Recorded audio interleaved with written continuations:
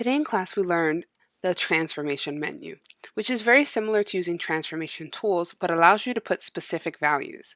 So you're going to practice utilizing each type of transformation available at least 3 times until you get used to it. The numbers you need to utilize are located here on the bottom. For example, the first shape you're selecting, you're going to Object Transform, and you are hitting Move.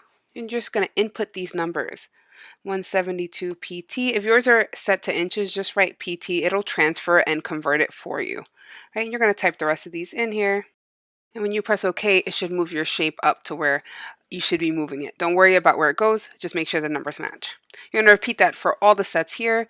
And as you go on, you'll see that each thing kind of tells you the numbers you need to know. For example, the next section tells you to rotate certain degrees, reflect certain degrees horizontally, vertically, or by degrees, and scale either uniformly or non-uniformly. And lastly, shearing between the shear angle and the angles. As long as you match it up, it should be easy. A lot of it just has to do with matching numbers so that you can see how precise these transformations can be. Once you're done, pause and put your screen to 45 degrees.